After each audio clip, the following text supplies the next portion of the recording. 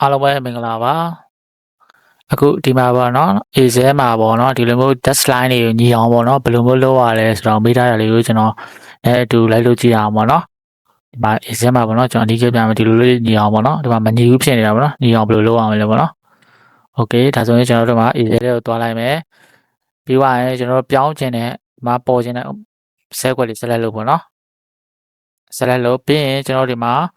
ဘယ်သွားမလဲဆိုတော့ဒီမှာ number ပေါ့ number တွေမြားလေးပေါ့နော်ဒီနားလေးနဲ့ keyboard ကနေ control နဲ့ 1 နဲ့နှိပ်လိုက်ရနော် keyboard ကနေ control key ရဲ့1ရဲ့နှိပ်လိုက်ရအောင် control key ရဲ့1ရဲ့တွဲနှိပ်လိုက်ရပါတယ်ဒါကျွန်တော်မှတ်မိအောင်ဆိုပြီးတော့ပြန်လုပ်ပြနေလို့ပါပြီးရင်ကျွန်တော် custom နဲ့တော့သွား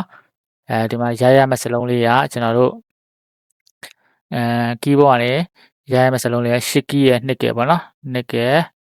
2ကနော် shift key ရဲ့2ကဒီမှာလားဒီကောင် shift key နဲ့ဒီကောင်လေးနဲ့ပေါ့နော်ပြီးရင် star ပေါ့နော် star okay ကျွန်တော်တို့မှာ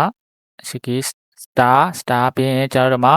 space ပုတ်ပေါ့နော် space မပုတ်လို့မရအောင် space ပုတ်ရမှာနော် space ပုတ်မယ်ပြီးရင်အနှုတ်ရိုက်မယ်နော်ပြီးရင်ဒါလေးပဲပေါ့နော်ပြီးရင် okay လေးချလိုက်မယ်ဒါဆိုရင်ကျွန်တော်တို့မှာ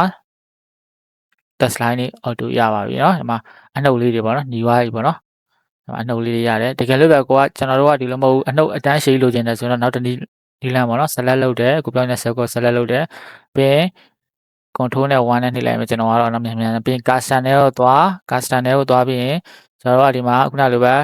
shift key ရဲ့နှိပ်နှိပ်လိုက်တဲ့ F ပြီးရင် star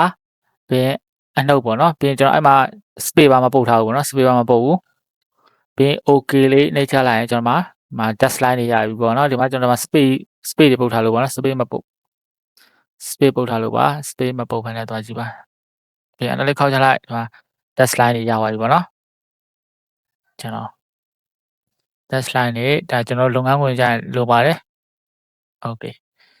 နောက်တစ်ခုကျတော့ကျွန်တော်ဒီဘက်ပြမှာ column လေးလိုချင်တော့အဆက်လေးလိုချင်တယ် select လုပ်တယ်ကျွန်တော်တခါလေးနီးလန်းလေးတည်အောင်ပေါ့နော်ပြီးရင်ကျွန်တော် number format ထဲကိုသွားမယ်ပြီးရင် custom ထဲကိုသွားကျွန်တော်ရရမယ့်စလုံးလေးက shift key ရဲ့2ကပြီးရင် star ပြီးရင် space တစ်ချက်ပုတ်တယ်ပြီးရင်ပြီးရင် column ပေါ့နော် column ဆိုတော့ close လေးပါ shift key နဲ့ပေါ့နော် column နဲ့ဒီကောင် column ပေါ့နော်ဒီ column လေးပါပြီးသွားရင်ကျွန်တော်တို့ okay လေးနှိပ်ချလိုက်မယ်ပေါ့နော်ဒီမှာတော့ကျွန်တော်တို့ဒီမှာကြည့်ပါဒီလိုအဆက်လေးတွေရမှာပေါ့နော်မျက်စက်လေးတွေ